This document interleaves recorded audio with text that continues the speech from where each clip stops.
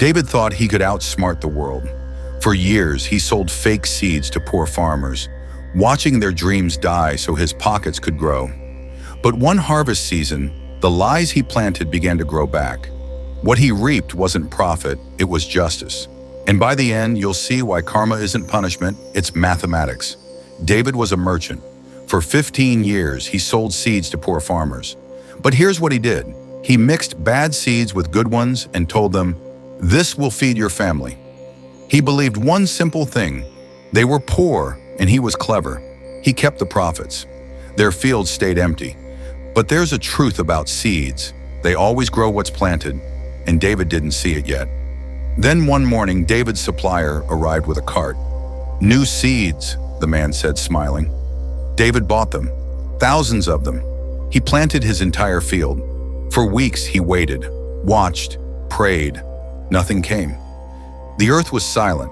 By harvest time, the fields were barren. His barns stayed empty. His money was gone, spent on fake seeds. His neighbors heard the news, and they didn't help. Not one. They remembered. They remembered the families he broke. Days passed. David lay awake at night. His mind screamed. First thought, I can still steal from someone. I'm desperate. Second thought, no, I've done enough stealing. Third thought, but I'm going to starve. My children won't eat.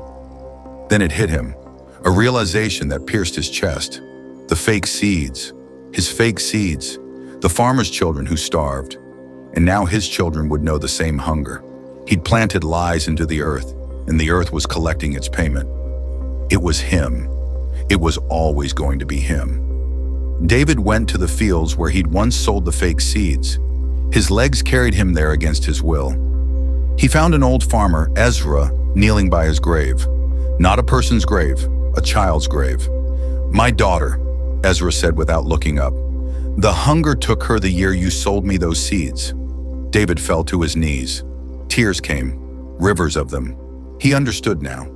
The seeds he'd planted weren't just about crops, they were about families. And now his own family was starving too. The mathematics of karma had completed itself. Ezra helped David up.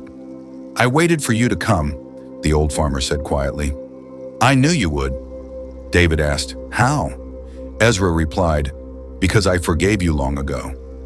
I watched your fields fail, and I knew then you'd finally understand. Everyone's a merchant, David. We all trade something. You traded honesty for gold.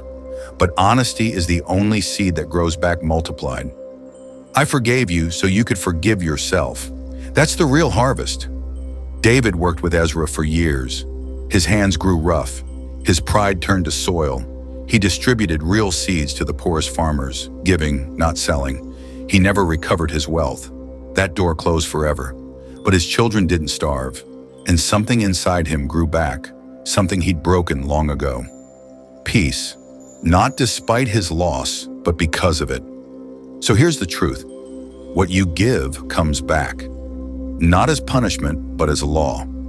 David discovered this when dishonesty destroyed his harvest and his pride, but freed him to finally be honest. But here's what haunts everyone. If you knew your betrayals would one day circle back and consume you, would you change today?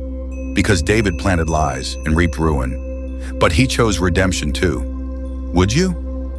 If this story hit different, like and share it. Subscribe for more stories that rewire how you see cause and effect. Tell me in the comments, what seeds are you planting today?